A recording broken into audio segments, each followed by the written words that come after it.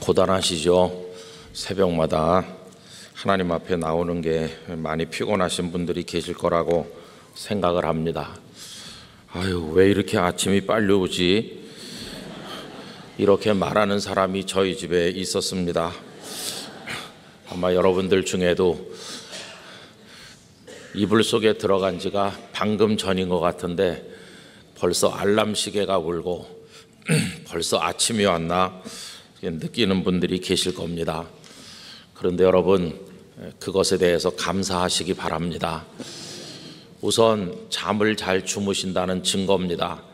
그리고 그 전날 열심히 살았다는 증거입니다.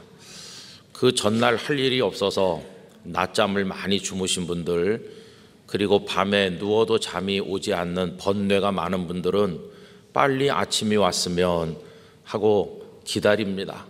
그런데 하나님께서 바쁘게 살도록 하루 종일 많은 일감을 맡겨주셨고 또 잠 잘 자는 복을 주셔서 눕자마자 고난 잠을 깊이 자고 벌써 아침이야? 그러면서 못 일어나는 게 아니라 벌떡 일어날 수 있는 힘을 주셔서 하나님의 집으로 달려올 수 있도록 해주셨으니까 얼마나 감사한 일입니까? 이 새벽에 하나님의 은혜가 그 기쁨과 감사가 넘치기를 원합니다. 어제 새벽에 우리 권사님들이 알록달록 꽃같이 입고 나오셔서 찬양하셔서 오늘 아침에는 궁금했었거든요. 어떻게 하시고 나올 건가? 근데 넥타이를 다 똑같은 것으로 메고 나오셔서 하나님을 찬양해 주셨습니다. 김동호 목사님께서 우리 사람은 넥타이 같아야 된다 그렇게 말씀하시더라고요. 이 겉옷은 바깥으로 다 보여서 눈에 확 뜨입니다. 근데 넥타이는 요 속에 조금 보이고 숨어 있습니다. 그래도 그게 없으면 뭔가 좀 이상하죠. 그런데 그 넥타이를 거기다 매면 다 갖춰지는 것처럼 드러나 보이지는 않으나 결정적으로 중요한 역할을 하는 게 넥타이라고 하면서 우리 그리스도인들이 교만하게 자기를 드러내고 자랑하진 않더라도 꼭 필요한 곳에서 필요한 역할을 감당해야 되리라 생각을 합니다. 그 목사님의 표현이 아주 재미났는데 여러분, 우리 모두가 그런 마음으로 하나님 앞에 살게 되기를 원합니다. 무엇을 가지고 하나님께 나아갈까 이렇게 생각을 할 때 이 한 주간 내내 이제 그걸 생각하는 것인데요. 하나님께 가지고 나갈 최고의 예물은 감사입니다. 그 감사가 곡조가 붙으면 찬송이 되는 것이고 우리의 마음이 기울여지면 기도가 된다고 말씀드렸고, 그게 말씀의 실천으로 나타날 때 우리 삶 자체가 하나님 앞에 드려지는 아름다운 것이 될 것입니다. 이 주간에 하나님 전상서를 잘 쓰셔야 되는데 나는 무엇으로 하나님 앞에 나갈까? 아마 우리가 평생에 생각해야 될 주제가 아닌가 여겨집니다. 여러분, 여기 연로하신 분들도 계시고 또 비교적 젊은 분들도 계시는데 이 지구촌에 너무 많은 사람이 살다 보니까 그 한 사람 한 사람의 그 숨겨진 사연이나 그가 살아가기 위해서 애쓰는 모습들이 그저 다 묻혀서 없어지고 아무도 알아주지 않는 경우가 많이 있습니다. 그런데 이 땅에 태어난 이후로 모진 비바람을 헤쳐나가면서 한 사람으로 존재해서 그 삶을 무사히 마무리하기까지 얼마나 지난한 어려움들이 있습니까? 질병도 가난도 많은 사람들에게 부대낌도 있고 그리고 좌절하기도 하고 쓰러질 때가 얼마나 많습니까? 그걸 하나하나 다 통과해서 수십 성상이 쌓이다 보면은 어느새 주름살이 늘고 또 인생의 여러 가지 희노애락이 다 축적이 된 가운데 뭔가 원숙한 무르익을 대로 무르익은 인격을 가진 어떤 한 사람으로 성숙해 가는 게 아니겠습니까? 그래서 여러분들이 좋아하는 시 한 편을 읽어드리려고 하는데 장석주 시인의 대추 한 알, 그거 잘 아시죠? 적에 저절로 붉어질 리는 없다. 저 안에 태풍 몇 개, 저 안에 천둥 몇 개, 저 안에 벼락 몇 개, 적에 저 혼자 둥그러질 리는 없다. 저 안에 무설이 내리는 몇 밤, 저 안에 땡볕 두어 달, 저 안에 초승달 몇 날, 이런 짧은 시입니다. 우리 가을에 붉게 무르익은 그 대추, 그저 입안에 넣고 씹으면 아작아작하면서 단물이 쭉 나오고, 또 말려서 차도 끓여 마시고, 그 대추가 뭐 이렇게 큰 과일은 아니죠. 작은 대추입니다. 또 계량종이 아닌 옛날 대추는 정말 더 작죠. 그래도 그 대추 하나가 그 빛깔을 가지고, 그 모양을 가지고, 그 단맛을 가지기까지 이 장석주 시인은 결코 저절로 된 게 아니라고 이야기를 하고 있습니다.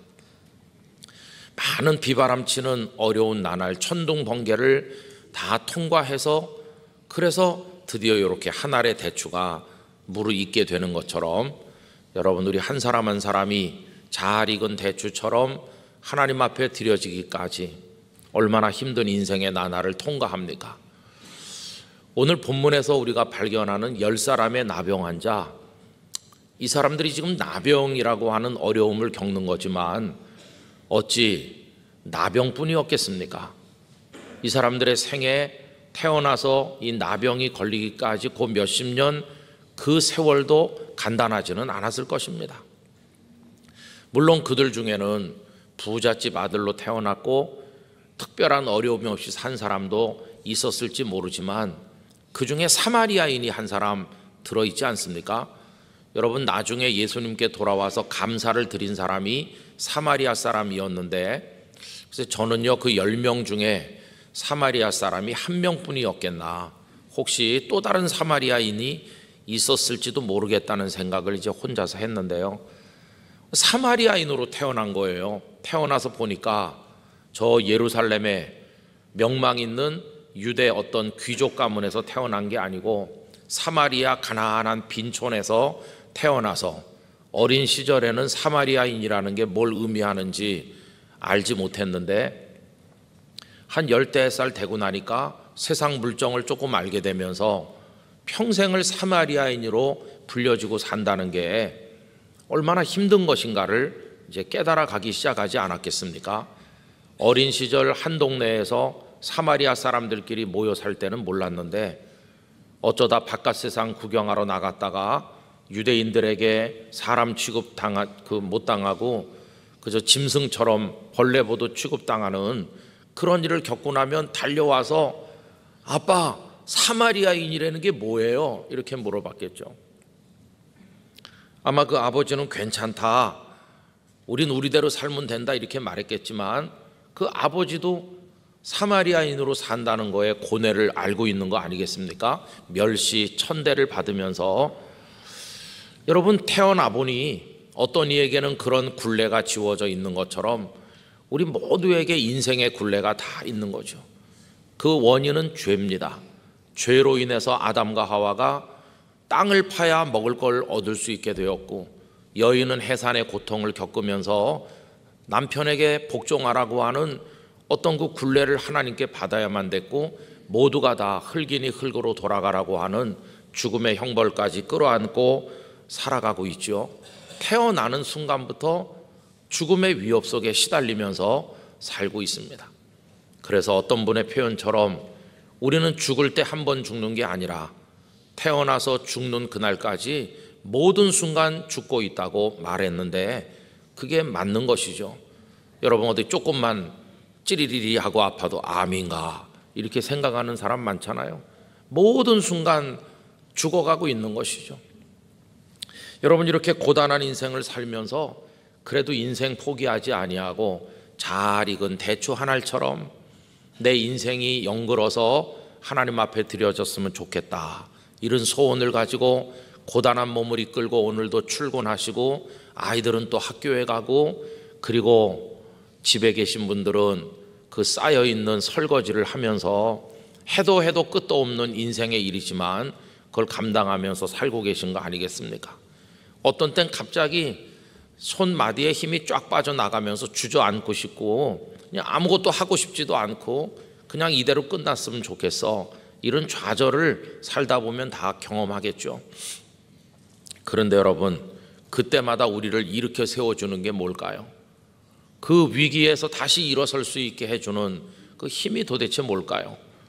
우리가 하나님께 무엇을 가지고 나갈까? 감사를 가지고 나가야 되는데 엊그제 첫날은 그런 이 고단한 인생 속에서 나 홀로 살지 않고 함께하는 사람들을 주신 것에 대해 감사해야 된다고 말씀드렸습니다. 세상 모든 사람이 다 건강하고 나 혼자만 나병 환자였다면 힘들었을 텐데 여기 같이 다닐 동료가 있어서 이들이 얼마나 위로를 받았을까. 함께하는 사람. 어제는 이들이 한 마을에 있다가 그 마을에 들어오신 예수님을 만났다고 그랬잖아요. 여러분, 우리가 감사해야 될 조건 가운데 최고의 감사는 우리가 주님을 만난 것입니다. 주님께서 우리를 만나 주신 것입니다. 주님은 우리를 만나러 가장 먼 거리 장거리 신방을 오셨는데 하늘에서부터 이 땅까지 우리를 만나러 신방을 오신 것이죠. 주님은 그렇게 우리에게 만날 수 있는 자리를 다 준비해 주셨습니다. 그리고 오늘 새벽에 우리가 정말 감사해야 될 조건을 하나 또 발견하는데 예수님을 이들이 딱 이렇게 보자마자 부르짖었다는 것입니다. 여러분, 오늘 말씀 오늘 말씀에 보면 이들이 부르짖죠. 여러분, 거기 뭐라고 부르짖습니까? 13절 말씀 우리 다 같이 읽어보겠습니다. 소리를 높여 이르되 예수 선생님이여 우리를 불쌍히 여기소서 하거늘.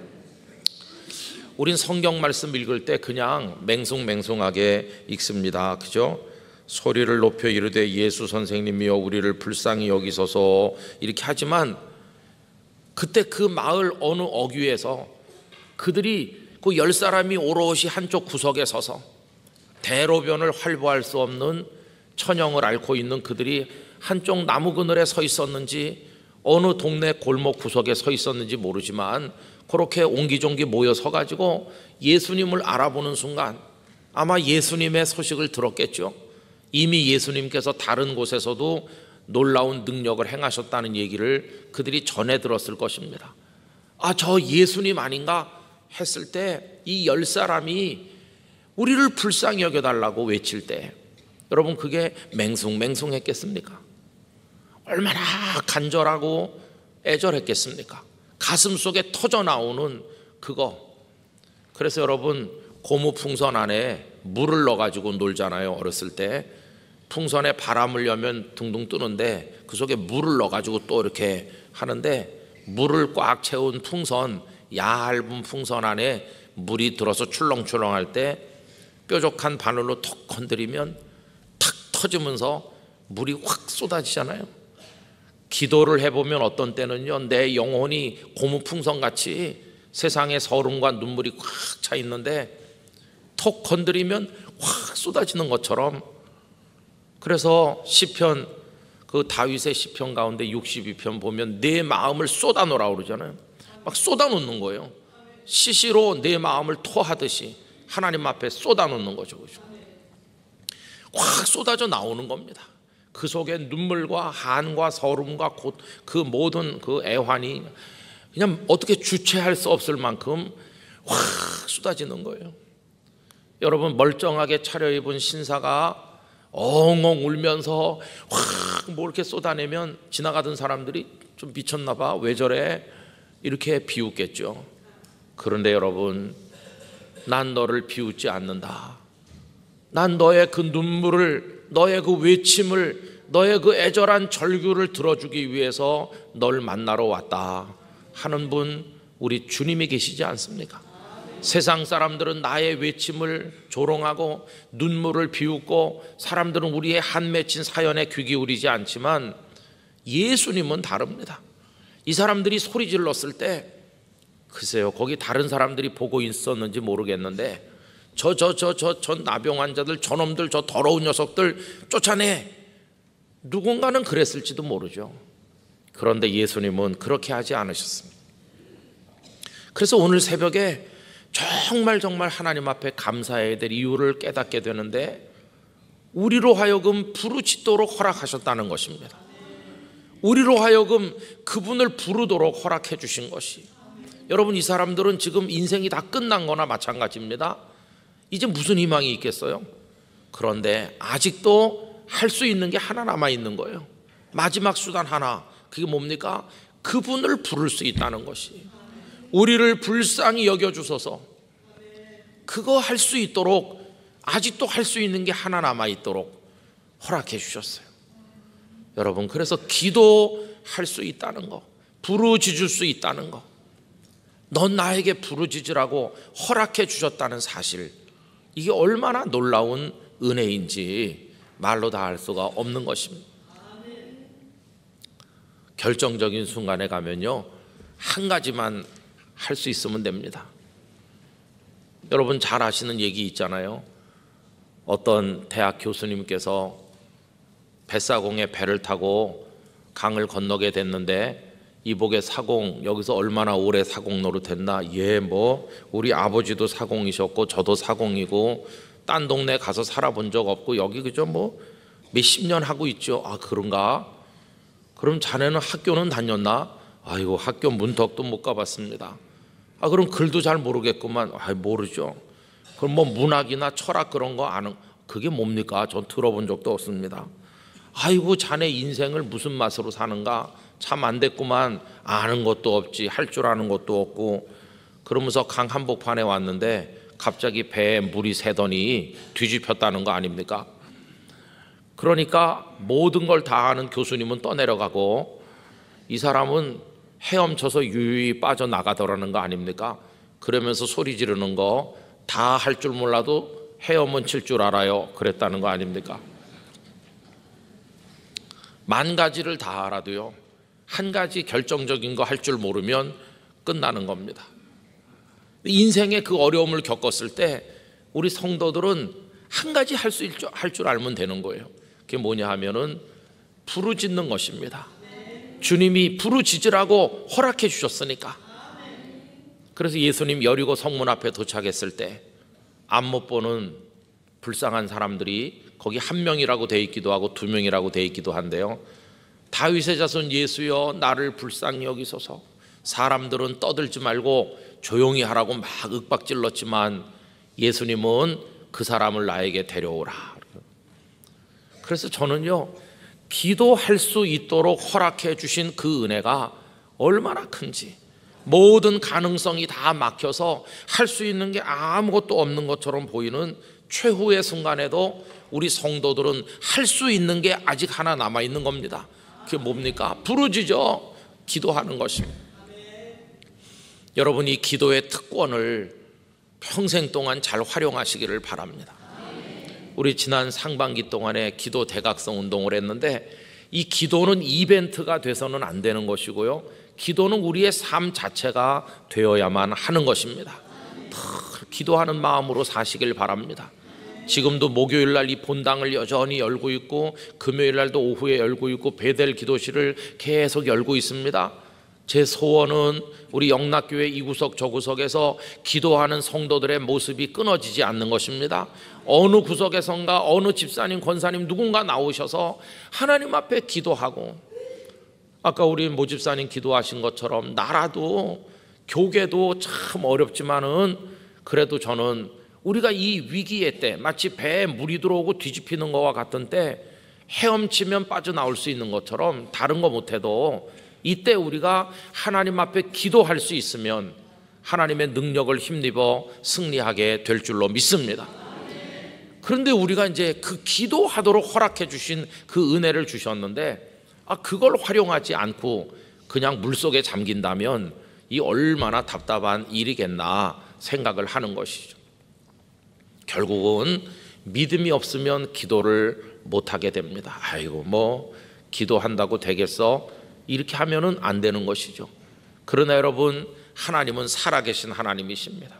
우리 주님은 이들의 모든 문제를 해결해 주시지 않았어요. 우리가 믿는 주님은 그런 분이시니까 나 기도할 수 있어. 아직도 기도라고 하는 통로가 남아있구나. 사방이 다 막힌 게 아니라 아직도 내가 기도를 드릴 수 있구나. 여러분, 이 한 가지가 얼마나 감사해요. 내일이면 수능 시험인데 우리 애가 성적이 바닥이다. 아유, 희망이 없어. 끝이야. 끝 아닙니다, 여러분. 그래도 그 아이의 머리에 손을 얹고 뜨거운 믿음의 기도를 해주시길 바랍니다. 하나님, 우리의 모든 걸 다 아시죠? 현실도 아시고 우리의 패부까지 통달하시죠? 우리 애가 바닥이라는 것도 아실 줄로 믿습니다.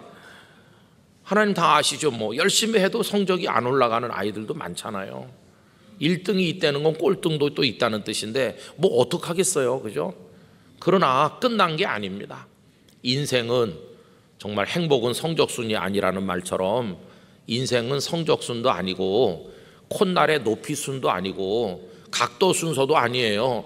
약간 좀 자유롭게 생겼어도 성공하는 사람 많이 있어요. 하나님의 은혜가 있으면 다 승리하는 것입니다. 저는 우리 아버지를 너무 잘 닮아가지고 어렸을 때부터 머리 손질하는 데는 별로 손이 안 갔어요. 대충 빗으면 되고, 어떤 사람 머리 감는 날이 있고 세수하는 날이 있다고 그래요. 그래서 그게 잘 이해가 안 됐어요. 보니까 어떤 머리 감는 날은 이제 대대적으로 버리는 거고 세수는 이렇게 하는 게 세수라고 그래요.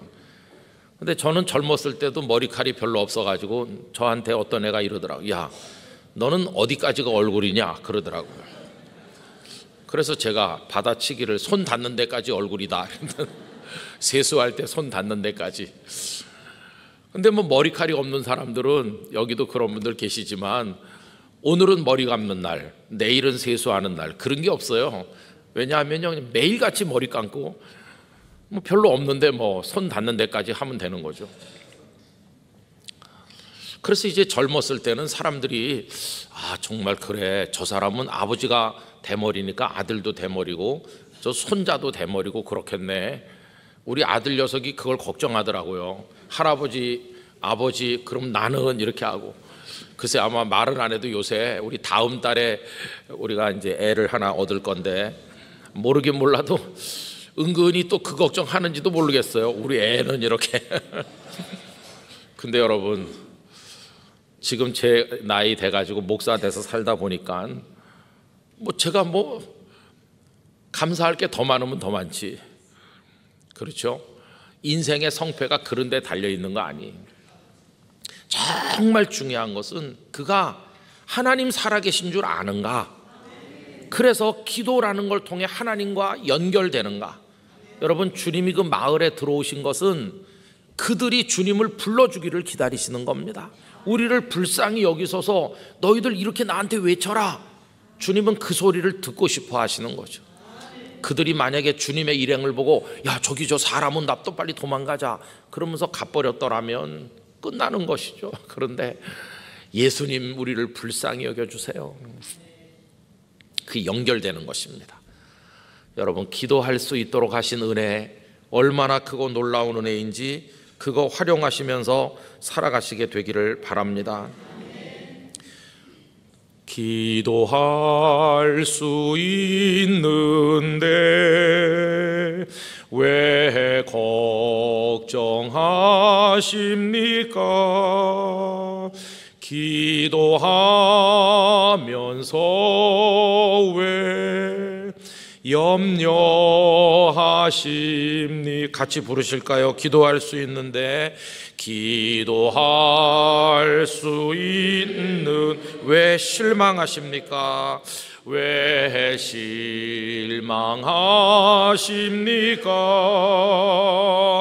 기도하면서 왜 방황하십니까? 방황하십니. 주님 앞에 무릎 꿇고, 주님 앞에 무릎 꿇고 간구해 보세. 마음을 정결하게 뜻을 다하여, 마음을 정결하게 뜻을 다하여 기도할 수 있는데 왜 걱정하십니까? 정하십니까? 기도하면서 왜 염려하십니까? 없습니까? 할렐루야. 기도를 할 수 있게 해주신 하나님 얼마나 감사한지 몰라요. 그래서 우리 아이가 좀 성적이 부족해도 괜찮아, 내가 기도해 줄게. 하나님 우리 아이의 평생에 하나님의 은혜를 내려주세요. 우리 아이가 기도하는 자녀 되게 해주세요. 그 아이가 기도하며 하나님 의지할 때 여러분, 사람이 상상 못할 놀라운 축복이 임하는 것이에요. 이들의 질병이 깨끗이 낫지 않았습니까? 끝난 게 아닙니다. 기도가 끝나는 순간 끝나는 것이지, 내가 기도하는 한 끝난 게 아닌 것입니다. 십자가의 강도 다 끝났어. 아니요, 예수여 나를 기억해 주세요. 그의 인생의 마지막 기도가 올려지는 순간 끝난 게 아니었어요. 네가 오늘 나와 함께 낙원에 있으리라. 끝난 게 아니라 낙원에서의 삶이 이어지고 영생의 삶이 이어지는 거지. 기도하는 순간 우리는 새로운 출발을 하는 것이고 영원으로 잇대어 살아가게 되는 줄로 믿습니다. 그래서 우리 성도 여러분, 기도합시다. 우리가 기도의 특권을 활용하며 삽시다. 너무나 행복해요. 왜? 기도할 수 있게 하셨으니까. 이렇게 말하면서 사람들을 위해 기도해주고, 나를 위해 기도하고, 우리 나라를 위해 기도하고, 우리 교회들을 위해서 기도하고, 그 기도할 수 있음에 감격하며 살아나가시는 우리 성도님들 되시기를 축원하고, 여러분들의 그것이 외침이든지 속삭임이든지 아니면 그게 소리가 돼서 나오지 않아 가슴속 눈물이든지 간에 우리들의 기도를 주님이 다 들으실 줄 믿습니다. 우리 주님은 귀가 밝으시거든요. 귀를 기울여 들어주시거든요. 그래서 그 은혜 감격하면서 나의 기도를 들으시는 주님을 찬양합니다. 그 감사를 가지고 이번 주일에 하나님 앞에 영광을 돌리시기를 기원합니다. 기도하십시다. 하나님 아버지, 사랑하는 우리 주님, 또 우리의 기도 속에 역사하시는 성령님, 삼위일체 하나님께 감사드립니다. 물러가라 쫓아내지 않으셨습니다. 우리를 추하다고 우리의 간구를 거절하신 분이 아니십니다. 너희 기도해라, 내가 들어줄게 하신 주님이십니다. 기도를 허락해 주신 주님께 감사드립니다. 이제 기도하는 사람으로 예수님 나를 불쌍히 여겨주세요 외쳤던 이들처럼 우리도 외치며 기도할 수 있는 한 아직 끝난 것이 아님을 기억하고 그 특권을 활용하며 살아나가게 하여 주옵소서. 오늘도 주님과 더불어 동행하는 복된 하루 되길 원하옵고, 성도들의 직장과 가정과 그리고 학교에 마음속에 품은 기도의 제목들과 살아가는 모든 현장에 우리 주님의 은총을 허락해 주옵소서. 이제는 우리로 하여금 기도하도록 하시고 기도를 들으시고 응답해 주시는 좋으신 주 예수 그리스도 우리 주님의 은혜와 하나님 아버지의 무한하신 사랑과 성령님의 교통하심이 기도할 수 있음에 감사하며 기도함으로 승리하며 살아가길 원하는 영락의 성도들 가운데 영원토록 함께 하시기를 축원하옵나이다. 아멘.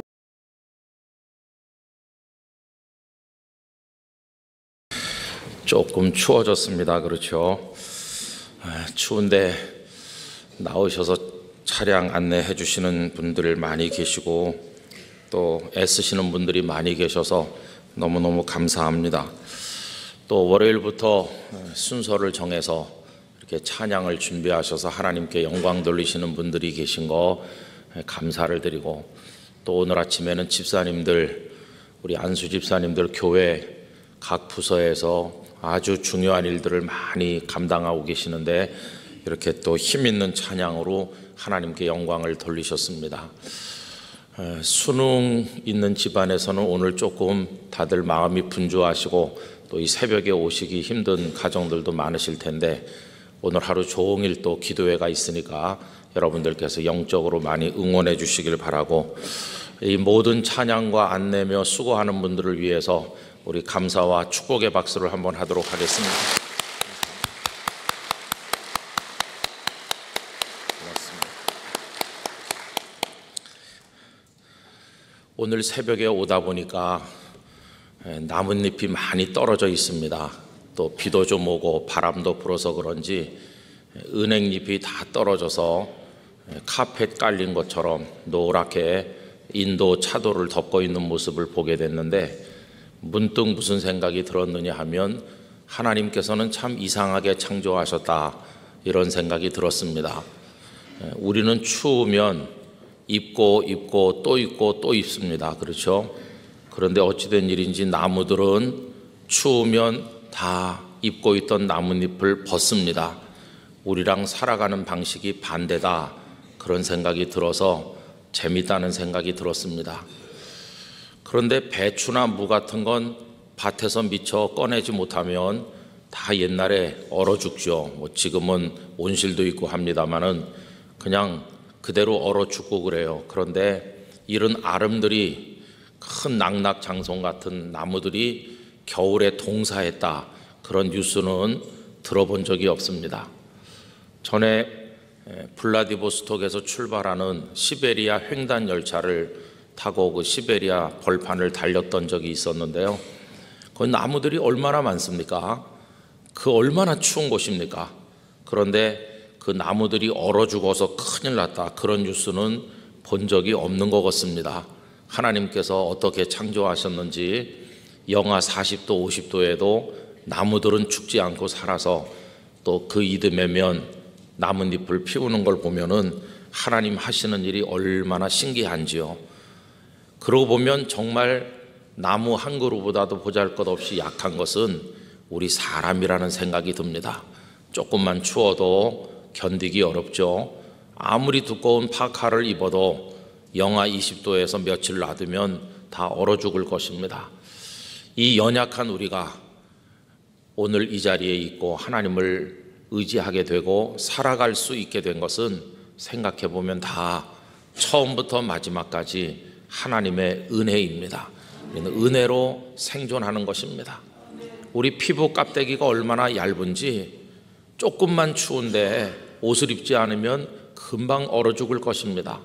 그렇게 연약한 존재, 여러분, 그런데도 우리는 세상을 호령하고 만물의 영장으로 지음받아서 하나님을 경외하며 살고 있으니까 하나님의 은혜가 얼마나 큰지, 약한 자를 들어서 강한 자를 부끄럽게 하시는 그런 은혜가 우리들에게 임했다 하는 생각이 드니까 지금까지도 하나님의 은혜로 산 우리들 앞으로도 하나님의 은혜로 살아가게 되기를 원합니다.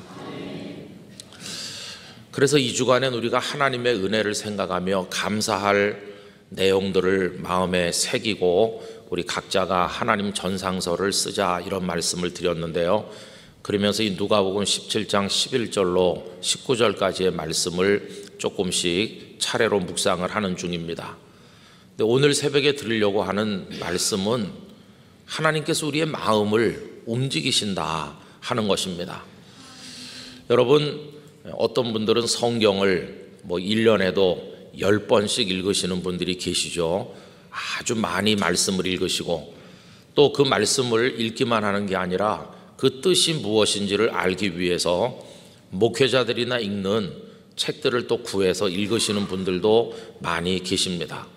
그런가 하면 참 놀랍게도 부산 지역에는 일반 성도님들이 히브리어 헬라어를 공부를 해가지고 원어 성경 읽기에 도전하는 그런 분들까지 계신 것을 보기도 하였습니다. 말씀에 대한 굉장히 사모하는 마음으로 함께 하시는 분들이시죠. 그러나 그런 분들이 많겠습니까? 대부분의 많은 성도들은 내가 하나님 말씀을 좀 가까이 해야 되겠다, 이렇게 생각을 하면서도 작심삼일로 끝나거나 살기가 너무나 분주하고 또 힘들다 보면 말씀이 있다는 걸 까맣게 잊어버린 채로 성경책 덮어놓고 사는 사람들도 많이 있을 거 아니겠습니까?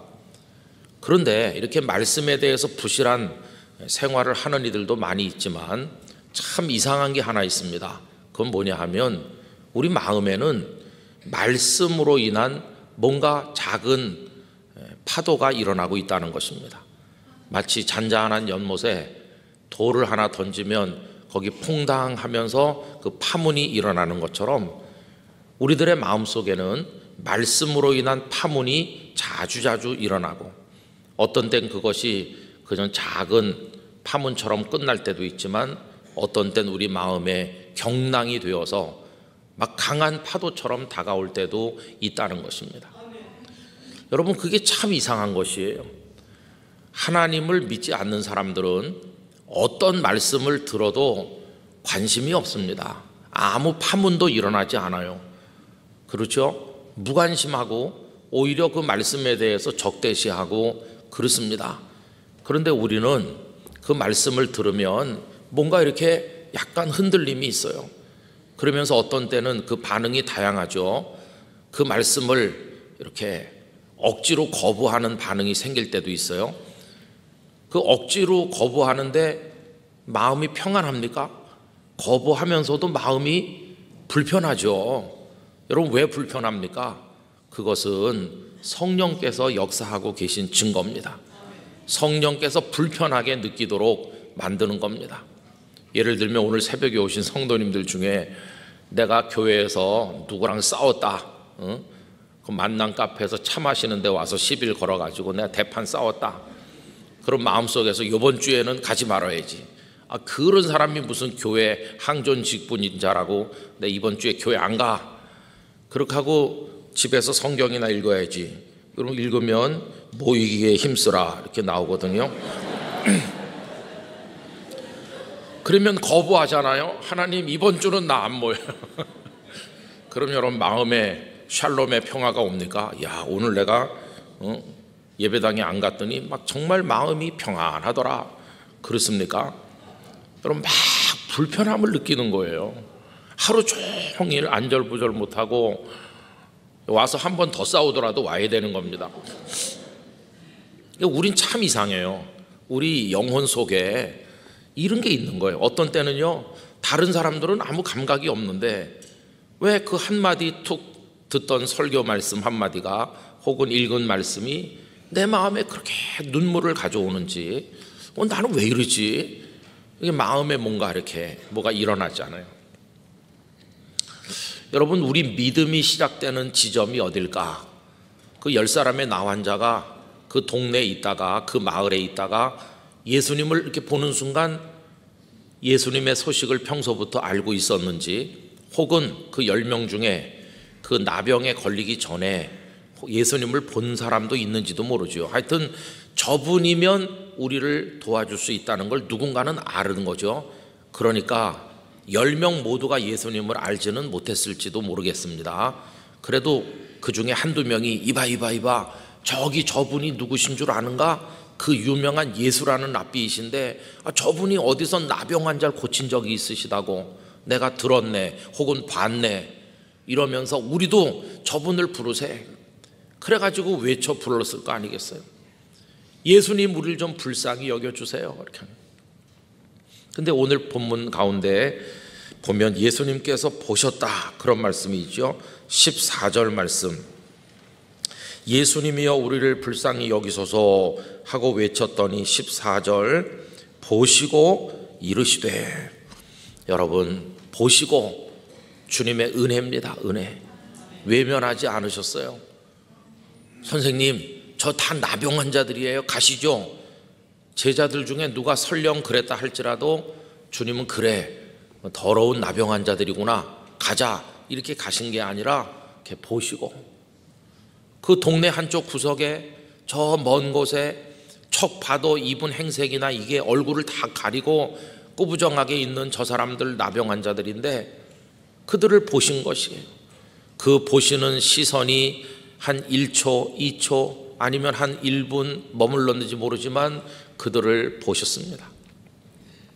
아마도 주님의 눈가에는 그들을 불쌍히 여기는 눈물이 맺히지 않았을까? 인생들 참 불쌍하다. 하나님 없이 죄 가운데 사는 인생이 결국은 저렇게 되는 것이지. 내가 너희들을 불쌍히 여긴다. 내가 너희들을 위해 이 땅에 왔다. 내가 너희들을 불쌍히 여기고 있으니 걱정하지 말아라. 그러면서 주님께서 바라보시는 겁니다. 여러분, 주님께서는 오늘 우리도 보고 계신 줄로 믿습니다. 보고 계신 것이죠. 그러면서 이제 한마디 말씀을 하시는데 여러분 거기 14절 다 같이 읽겠습니다. 보시고 이르시되 가서 제사장들에게 너희 몸을 보이라 하셨더니 그들이 가다가 깨끗함을 받은지라. 아멘. 말씀이 임했습니다. 말씀이. 예수님 우리를 불쌍히 여겨주세요 하는 거는 어제 새벽에 말씀드린 것처럼 부르짖는 기도라고 말씀드렸잖아요. 그런데 이제 드디어 주님의 반응이 무엇을 통해서 옵니까? 말씀을 통해서 오는 거죠. 여러분 주님의 치유, 주님의 위로, 주님의 구원, 주님의 사랑, 그 모든 게 다 말씀에 실려서 우리에게 도착하는 것입니다. 말씀으로 그 은혜가 임하였습니다. 가서 제사장들에게 너희 몸을 보이라 이렇게 하셨습니다. 그럼 여러분 왜 제사장에게 가라고 했을까요?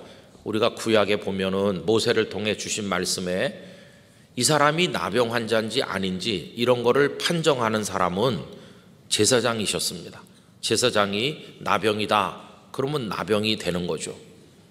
제사장이 환부를 살펴서 모든 걸 다 판정합니다.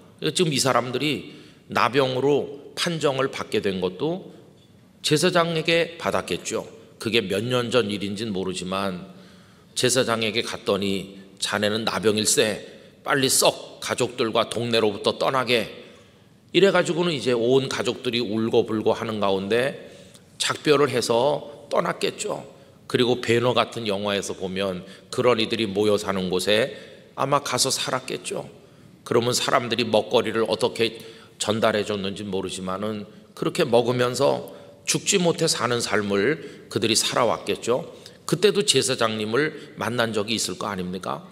근데 예수님께서는 제사장에게 또 가라는 겁니다. 그리고 이번에는 왜 가는 겁니까? 나았다는 판정을 받기 위해 가는 겁니다. 자네는 병이 나았네, 이제는 가족들에게 동네로 들어와서 살아도 좋네, 이걸 평가받기 위해서 이제 제사장에 가는 거죠.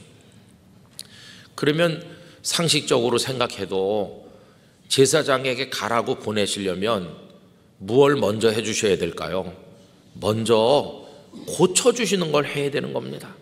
자 봐라, 네 피부가 싹 낫지 않았니? 어린아이 살결같이 깨끗해지지 않았니? 봐봐 깨끗해졌지? 이게 웬일이지? 이러면서 나은 것을 확인하면 가지 말라고 그래도 제사장에게 가겠죠. 그런데 참 이상하게 우리 주님은 고쳐주시지도 않은 채로 아직도 그대로 있는데 제사장에게 가서 너희 몸을 보이라는 거예요. 그럼 이대로 다 그 비참한 상태로 제사장에게 또 가면 제사장에게 좋은 소리 듣겠습니까? 제사장님에게 가지도 못하고 동네에서 벌써 쫓겨나 나올지도 모르는 거죠. 그런데 예수님은 그냥 그 상태 그대로 고쳐주시지도 않고 제사장에게 가라 하는 거예요.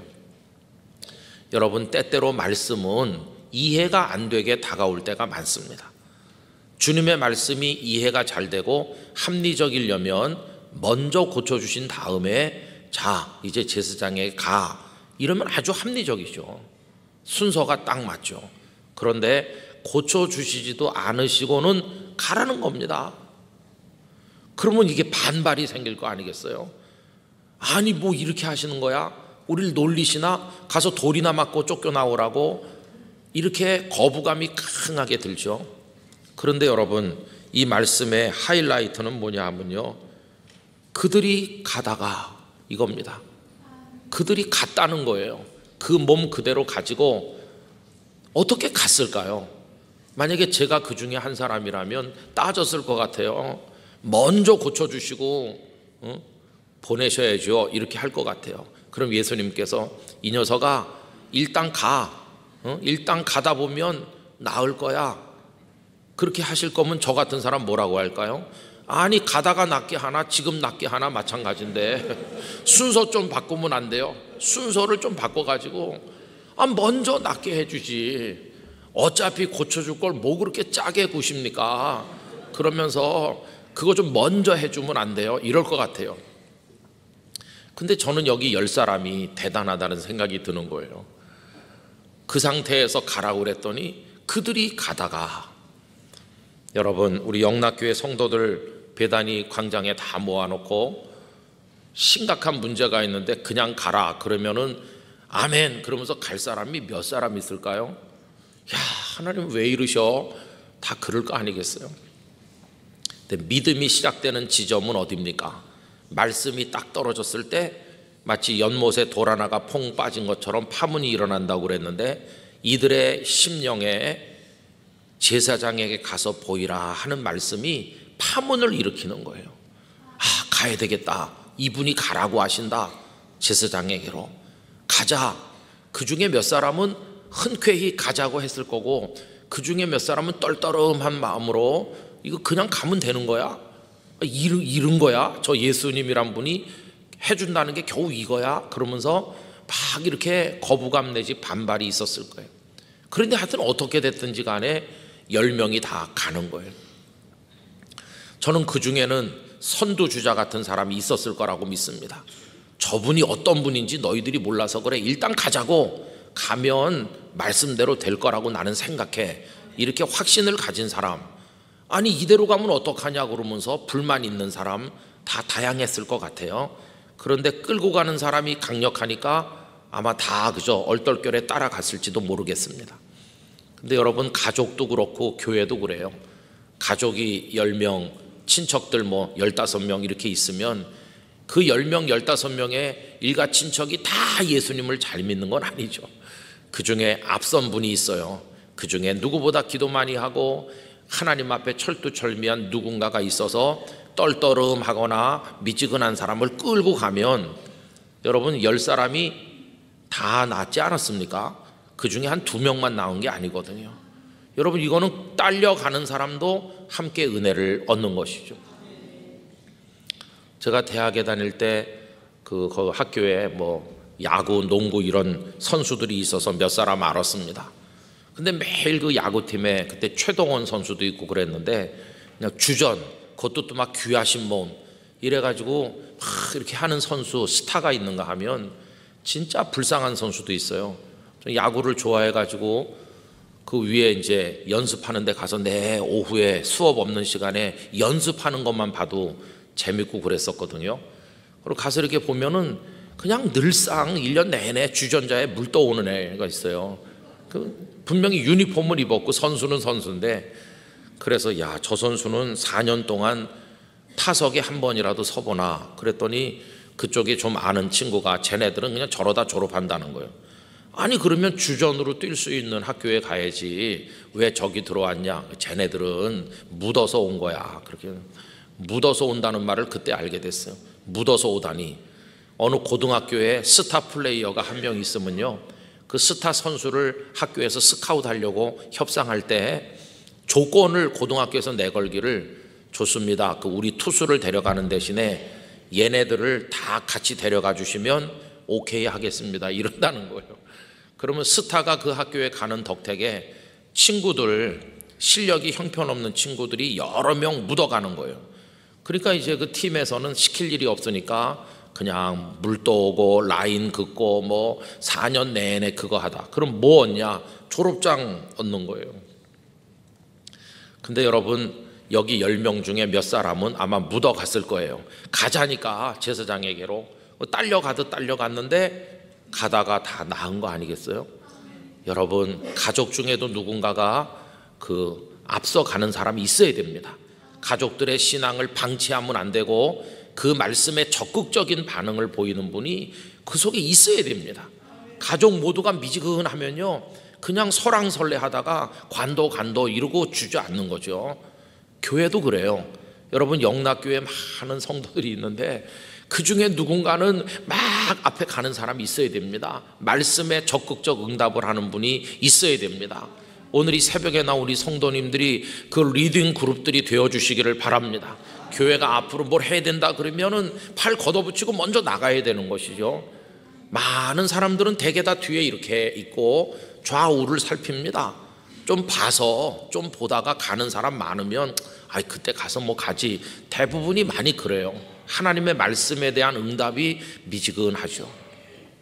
그런데 어떤 이의 마음속에는 그게 작은 파장이 아니라 막 감당할 수 없는 파도처럼 하나님의 말씀이 충격으로 다가오면서 막 벌떡 일어나서 내가 이루고 있으면 안 되지 그러면서 말씀에 대한 응답을 하죠. 그래서 제사장에게로 가잖아요. 여러분, 우리 마음에 말씀에 대한 파장이 일어나게 해주시는 게 큰 은혜입니다. 큰 은혜. 내가 목석 같아서 하나님께서 뭐라고 말씀하셔도 아무 반응도 보이지 않고 앉아있는 사람이 되었다면 우린 그 멸망하는 겁니다.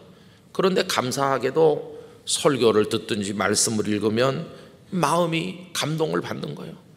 주님이 어루만지시는 것도 느끼고 눈물이 나기도 하고 감사해, 정말 감사해, 그런 생각이 들기도 하고 내가 이루고 있으면 안 될 텐데 마음에 부끄러움을 느끼기도 하고 그러면서도 뭔가 마음이 나를 막 자극하는 게 느껴지고 이게 다 뭐냐 하면 성령의 역사이신 것입니다.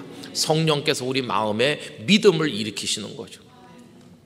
그래서 여러분, 칼빈 선생은 성령의 그 은혜를 효과적으로 적용하시는 역사에 관해서 말했어요. 주님이 십자가 지시고 부활하시고 우리를 위한 구원의 은혜를 준비하셨는데 그걸 내 걸로 만들지 않으면 아무 소용이 없는데 주님이 날 위해 죽으셨구나, 주님이 부활하신 것처럼 나도 부활하는구나, 주님이 나에게 은혜를 주시는구나 하면서 두 팔 벌려 그것을 믿음으로 받아들일 수 있도록 우리 마음을 움직이시는 분이 누구이신가? 성령님이시라는 거예요. 성령께서 그 복음의 은혜를 효과적으로 우리 각자에게 적용하셨기에 오늘 우리가 믿음을 가진 사람이 된 것입니다. 얼마나 큰 은혜인가요? 여러분, 오늘 아침에 제가 드리는 말씀의 요지는 주님의 말씀에 대해서 우리가 반응을 보이고 우리 마음에 뭔가가 일어나서 그 제사장에게로 간 그들처럼 우리도 말씀에 따라 움직일 수 있는 사람이 되도록 우리 속에 역사하시는 그 은혜에 대한 감사가 우리에게 있어야만 할 줄로 믿습니다. 이건 정말 결정적으로 중요한 하나님의 은혜입니다. 여기에 대해서 귀가 안 열리고 마음이 안 열리고 감각이 없는 사람이 되면은 성경을 1000만 번 읽어도 아무 소용이 없는 거죠. 그런데 그게 어느 날 탁 이렇게 오는 거죠. 이어령 교수님의 그 간증들을 듣고 읽고 하셨겠습니다마는 그분은 우리나라의 대단한 지성의 대표로서 성경도 무지하게 많이 읽은 분이거든요. 기독교 대학인 이화여대에 있으면서 채플마다 설교도 듣기도 했고 성경도 많이 읽고 문학적으로 분석도 하고 글도 많이 성경을 인용해 쓰기도 하고 그런 분이죠. 그런데 반응이 없었잖아요. 나는 지성의 전당에서 산다 이렇게 했죠. 그리고 성경을 믿습니다 그런 사람 보면 약간 모자란 사람 같이 보였다고 말씀하지 않았어요? 그런데 어느 날 성령께서 똑똑똑똑 두드리니까 이 말씀이 다 살아있는 생명의 말씀으로 달려드는 거죠, 가슴 속에. 그러면서 가만히 있을 수가 없는 것이죠. 그래서 여기 10사람이 병이 낫지도 않은 상태에서 그 말씀의 도전을 받아서 가다가 이게 큰 은혜입니다. 갈 수 있었다고 하는 거 얼마나 놀라운 은혜입니까? 성경을 보면 대부분이 다 그런 사람들이었다는 것을 알 수 있습니다. 여러분, 하나님께서 먼저 병을 고쳐주신 다음에 가라고 하지 않은 것처럼 그런 어정쩡한 상태에서 말씀을 먼저 주신 얘기가 성경에 너무나도 많습니다. 예를 들어 보면 요단강 건널 때 우리 하나님께서 요단강 물이 다 멈춰 쌓이게 하셔서 길이 뻥 뚫린 다음에 자 이제 건너가 이렇게 하신 게 아닙니다. 그럼 어떻게 하셨습니까? 1년 중에 물이 제일 많이 넘쳐 막 강이 범람할 정도로 넘쳐 흐르는 때인데 물을 줄여주지도 않으시고 제사장들 보고 언약궤 매라, 그리고는 물속에 들어가라는 겁니다. 물속으로 들어가. 아니 물이 넘쳐 흐르는데 어떻게 들어가요? 근데 말씀은 물속에 너희 발을 들여놓으라는 거죠. 하나님 먼저 물을 막아주셔야 하는 게 먼저 아닙니까? 아니야, 물속으로 들어가라. 말씀이 똑 떨어졌어요 그들에게. 그랬더니 여호수아와 제사장들이 말씀에 응답하는데 언약궤 메고 제사장들이 발을 첨벙첨벙 물속에 들여놨더니 그때 물이 이렇게. 여러분, 이게 말씀에 대한 응답이죠. 여호수아와 제사장들의 마음에 물속에 발을 들여놓아야 되겠다고 하는 반응을 보이도록 움직여주신 은혜, 그게 기적을 가져오게 된 것이. 모리아 산에 올라가서 이삭을 제물로 바치려고 가는데 하나님께서 아브라함에게 미리 말씀하셨나요? 아브라함아, 너 너무 그렇게까지 걱정하지 않아도 돼. 거기 가보면 내가 다 준비해놨어, 양 한 마리. 그렇게 해서 보냈습니까? 그렇다면 주님을 믿는 게 너무 쉬울 것 같아요. 목사님들이 어느 교회 부임하는 것도 똑같아요. 야, 김 목사, 박 목사, 최 목사, 내가 그 교회 너 가면 말이야, 널 굉장히 많이 도와줄 이런 권사, 저런 장로님, 집사님 내가 다 해놨어. 그러니까 걱정 말고 가라. 그리고 5년 후에, 10년 후에, 너 20년 후에 너 은퇴할 때 그 교회가 말이지 이렇게 멋있는 교회가 돼 있을 거니까 자, 청사진 여기 있다, 한번 읽어보고 가라. 이러면은 다 두려움이 없이 가겠죠. 그런데 하나님은 한 줄도 미리 보여주지 않고 가라 이렇게 한마디 툭 던지시는 거예요. 그럼 뭘 믿고 갑니까? 가서 무슨 일이 있을지 어떻게 알고요? 그런데 하나님은 그렇게 하시는 거예요. 이삭을 바쳐라. 그래가지고 아무 대책도 없고 아무것도 없잖아요. 이삭을 드려야지. 이삭을 드릴 수밖에. 이렇게 마음의 반응을 보이면서 아들 데리고 모리아산에 올라갔죠. 이게 뭡니까? 모리아산을 향해 사흘길을 걸어가는 그 발걸음이나 썩은 몸을 가진 채로 제사장에게로 가는 이들의 모습이나 비슷하지 않습니까? 그런데 갔더니 양이 준비되어 있잖아요. 가다가 깨끗함을 받았잖아요. 말씀에 응답하게 하시는 하나님을 우리가 찬양해야만 되겠습니다. 저는 그래서 우리 영락교회 성도님들이 하나님의 말씀이 여러분 속에 일으키는 파문을 많이 경험하시길 바랍니다.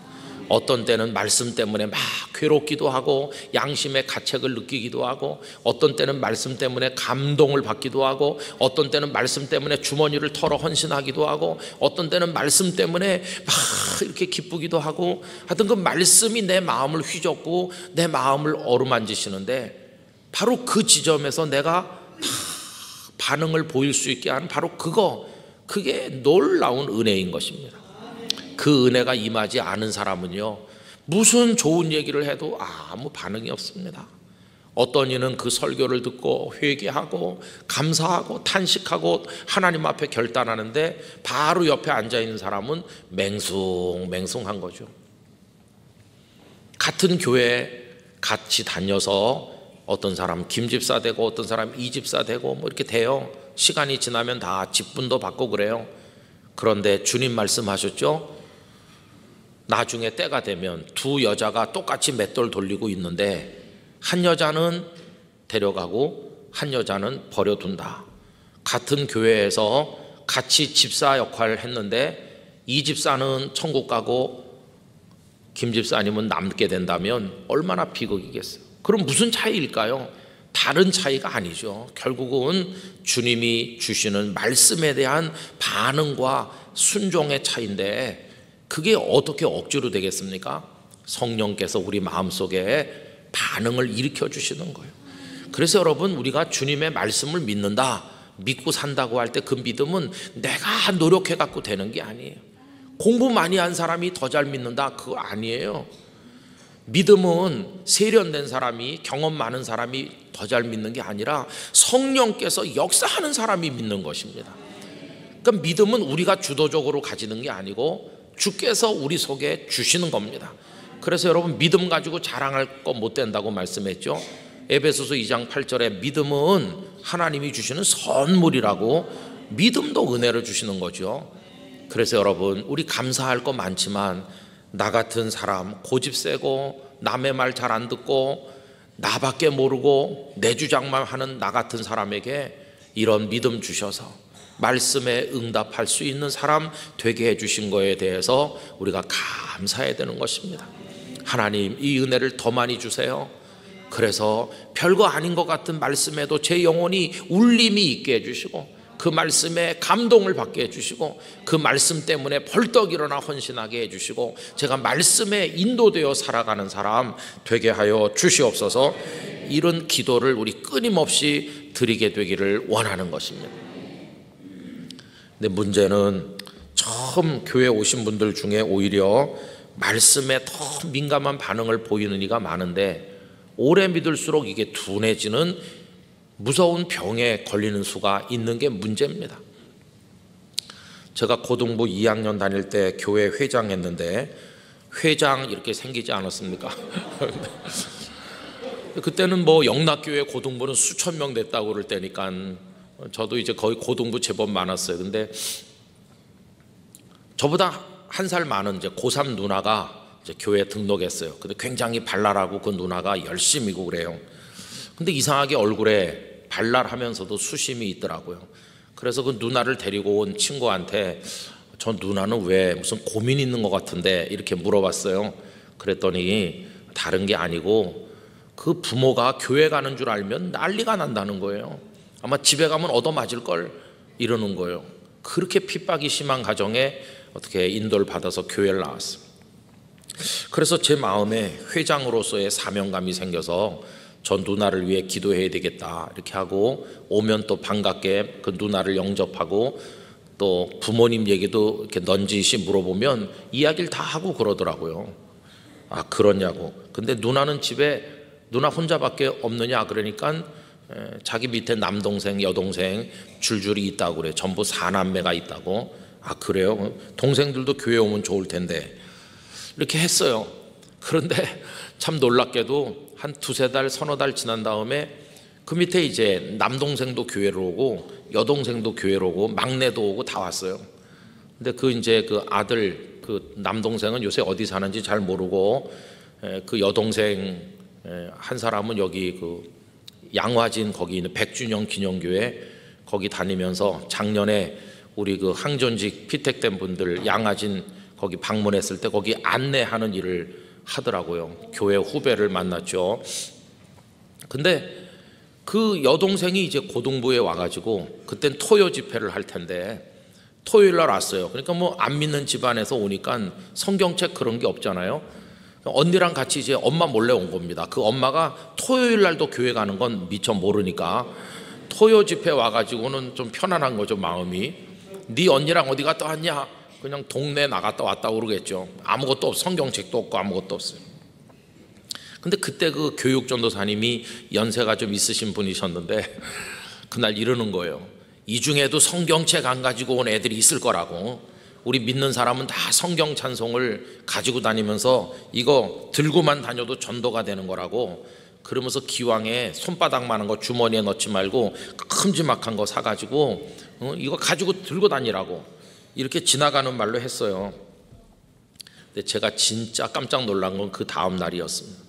그 다음 날 그 누나 여동생이 양화진에서 안내한다는 그 자매가 성경책 큼지막한 거를 장로님이나 가지고 다니면 어울릴 만한 거 그거 가죽으로 된 거 좋은 거 새 성경책을 그 다음날 주일날 아침 고등부 예배 때 떡 들고 온 거예요. 그래갖고 제가 너무 놀래가지고 물어봤어요. 아니 너 어떻게 성경책을 들고 왔냐? 그것도 새 거 바로 산 거 같은데. 그랬더니 어제 토요 집회 끝나고 저녁 때 나와서 샀다는 거예요. 어떻게 샀냐? 그랬더니 용돈 있던 거 다 털어서 샀대요. 그걸 왜 샀냐? 그랬더니 아니 왜 그렇게 물어보냐는 거예요. 아니 왜 그렇게 물어보다니 그랬더니 아니 어저께 전도사님이 성경을 가져와야 된다고 하셨잖아요. 전 정말 놀랐습니다. 저는 그냥 전도사님이 그렇게 말해도 뭐 그런 거지 뭐 이렇게 듣고 있는데 얘는요 교회 나온 지 그때 2주째인가 그래요. 그런데 말씀에 대한 반응이 얼마나 놀랐습니까? 말씀에 대한 반응. 전도사님이 성경책 가지고 오라고 그랬어. 그러니까 그날 저녁에 산 거예요.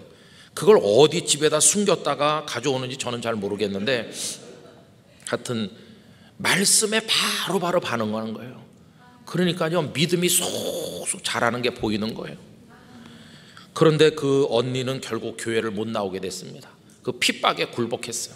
그런데 이 동생은요 핍박에 굴복하지 않더라고요. 그리고 한 2, 3년 지났습니다. 교회에서 가을에 심령 대부흥회를 하는데 이번엔 주제가 전도니까 안 믿는 가족들을 다 초청해 오라고. 그랬더니 걔가 그러는 거 이제 청년부에 올라왔죠. 오빠 내가 이번 가을 부흥회 때 우리 엄마랑 안 나오던 언니랑 잘 못 나오는 남동생이랑 내가 다 데리고 오려고 좀 매일같이 눈물로 기도하고 있으니까 기도 좀 해달라는 거예요. 저는 안 믿었죠. 아니 그 엄마가 얼마나 지독하고 그런데 교회 가게 해주는 것만 해도 거의 오병이어 수준의 기적인데 본인이 따라오겠냐 엄마가. 저는 안 믿는 거죠. 그런데 부흥에 시작되는 첫날 저녁에 기적을 보았으면 그렇게 핍박하던 엄마, 그 남동생, 그동안 안 나오던 언니 교회 다 온 거예요. 첫날 저녁부터. 놀랍잖아요. 진짜 놀랍더라고요. 그리고 저는 몇 해 후에 전도사가 돼서 그 교회를 떠나게 됐는데 제가 그 교회를 떠날 때 그 어머니는 집사가 됐습니다. 집사. 참 놀라운 일 아닙니까? 그리고 그 자매가 그렇게 믿어서 온 집안이 다 믿게 됐고 그리고 본인은 이렇게 하고 외교관의 아내가 됐는데 여기 와서 정착해갖고 봉사하고 그때 만났더니 자기 동생 누구는 어디서 어느 교회를 섬기고 있고 뭐 쭉 얘기를 하는데 기독교 명문 가정이 됐더라고요. 하나님의 축복을 얼마나 많이 받았는지 전 지금도 그게 잊히지 않습니다. 교회 나온 지 2주 만에 전도사님이 지나가는 말로 한 거를 주님의 말씀으로 받는 거예요. 그러니까 그 스펀지가 물 빨아들이는 것 같이 저는 그 아이가 훌륭해서 그렇다고 생각하기보다는 이제는 다 노인이 되고 있습니다만은 지금도 그때 그 모습이 생각나는데 성령께서 그 마음에 반응을 보이도록 그 딸을 선택해 온 가족을 구원하시는 하나님의 플랜에 그 선봉에다 세우셨구나. 그걸 이제 알게 된 것이죠. 전 영락교회 성도들이 말씀에 잘 반응하길 원합니다. 그 은혜를 사모하시기 바랍니다. 여러분 오래 믿을수록 둔해지는 거예요. 나 저런 설교 수도 없이 들었어. 수도 없이 들었는데 왜 안 하는 겁니까 우리는? 그러니까 이게 병든 거죠. 그러니까 주님이 제사장에 가라 그러면은 온갖 불편한 생각이 있지만 일단 자리 털고 일어나서 제사장이 있는 곳으로 가야 되는 거예요. 가다 보면 깨끗이 낫는 거예요. 이게 하나님의 역사하시는 방법인 것을 우리가 깨닫게 되죠. 이미 우리 속에 말씀의 반응을 주신 은혜 감사하고 앞으로도 더 많이 주시도록 우리 기도하면서 영락교회가 하나님의 말씀에 민감한 교회가 되기를 간절히 소망하고 여러분들이 그렇게 하셔서 말씀에 약속된 하나님의 축복을 누리시기를 우리 주님 이름으로 축원합니다. 기도하겠습니다.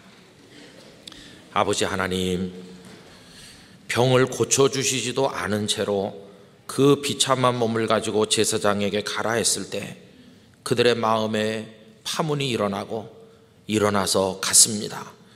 우리 속에 말씀에 대한 응답이 일어나도록 우리 마음에 역사해 주시는 성령님 감사합니다. 우리가 말씀에 둔감한 사람이 되지 않도록 우리 속을 날마다 깨워주시기를 원합니다. 그래서 믿고 가다가 낫고 믿고 행동하다 복을 받고 믿고 달려가다 승리할 줄로 믿습니다. 우리 속에 그런 은혜를 주신 하나님을 찬양합니다. 엄동에 나온 우리 성도들 강하게 해주시고 감기 걸리지 않게 하시고 수능 우리 아이들 잘 치르게 해주시고 우리 영락교회 다음 세대들을 축복하여 주옵소서. 이제는 주 예수 그리스도의 은혜와 하나님 아버지의 사랑과 성령님의 말씀에 대한 반응을 보이도록 우리 속에 믿음을 일으키시는 거룩하신 역사가 함께하신 영락의 가족들 한 분 한 분 위에 가정에서 중계를 통해 이 말씀을 나누고 있는 성도들에게 수능을 치르는 자녀들과 우리 모든 기도가 닿는 곳 위에 영원토록 함께 하시기를 축원하옵나이다. 아멘.